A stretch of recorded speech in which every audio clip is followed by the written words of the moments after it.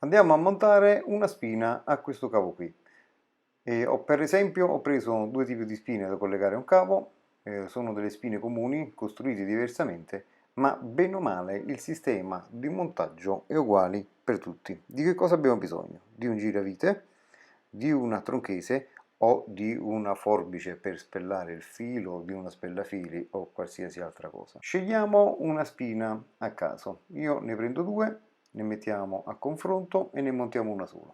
Svitiamo la vite e apriamo il coperchio. Questo è un passacavo. Apriamo l'altra spina che è fatta a portafoglio e all'interno troviamo le viti per collegare i cavi. Per collegare i cavi dobbiamo andare a svitare queste viti, di qui la stessa cosa, vado a svitare delle viti per infilare i cavi all'interno. I pioli si estraggono in modo da poter lavorare più facilmente. Vado a svitare le viti di questo ponticello che serve per tenere fermo il cavo una volta spellato e adattato ai pioli, quindi il cavo verrà fissato e fermato da questo ponticello in plastica che va avvitato sopra il cavo. Ricordatevi di passare il passacavo prima di spellare il cavo, stessa cosa anche di qui. Qui non ha un passacavo, è incorporato all'interno della spina. Prendo i pioli, vado a allentare le viti in modo da liberare i buchi per poter inserire il cavo all'interno.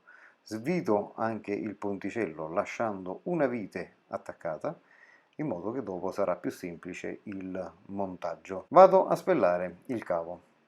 Prima prendo la misura, saranno un 2 cm da tagliare, quindi vado a montare la presa, prendo il cavo, lo appoggio all'interno, più o meno vedo a che altezza spellare il cavo, quindi subito dopo il ponticello dovrò spellare il cavo per 2 cm. Userò una tronchese, come dicevo prima, una spellafili, un forbice o un taglierino, stando attento a non intaccare i cavi che stanno sotto. Con la tronchese vado a fare una piccola flessione, una rotazione della tronchese in modo da intaccare soltanto la guaina esterna, quella nera. Una volta intaccato sfilo via la guaina nera. Io ho pizzicato un po' la guaina nera con la punta della tronchese, stando sempre attento a non andare troppo a fondo, a rovinare i cavi contenuti in esso. Una volta pizzicato tutto in circolo vado a tirarlo con le due mani e vado a sfilare via la guaina in maniera così semplice. All'interno avrò i miei tre cavetti e sono blu e marrone che andranno sempre agli esterni, indifferente se destra, sinistra o sinistra, destra, mentre il giallo-verde dovrà andare necessariamente al centro. Le misure più o meno sono fatte bene.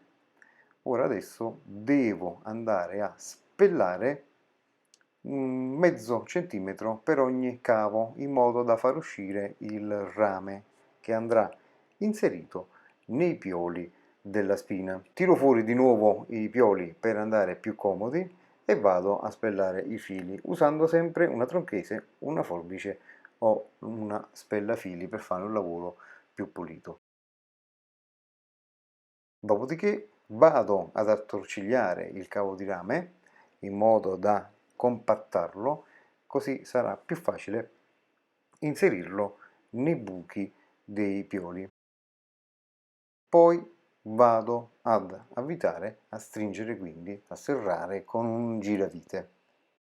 Vi ricordo che il giallo-verde andrà sempre al centro e gli altri all'esterno.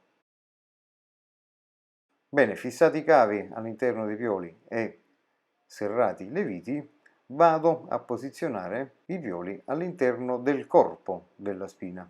Una volta posizionato, vado a sistemare bene i cavi, il marrone e il verde tutti su di un lato e il blu dall'altro, stando attenti a non sovrapporre il cavo sulla zona di alloggiamento della vite che fisserà poi il corpo chiuso. Sistemo anche il ponticello che mi fissa il cavo, vado a serrare le viti e poi sarò pronto per chiudere la spina. Avvitate le viti, vado poi a sistemare meglio i cavi, perché vedete non coincide bene il corpo, quindi vado a sistemare meglio i cavi, stando attenti che non facciano molto spessore. Uso questi binari di plastica che servono per tenere in ordine i cavi all'interno. Una volta che li ho sistemati, che l'alloggiamento della vite certo sia libera, vado a chiudere il coperchio e vado a serrare la vite del corpo della spina.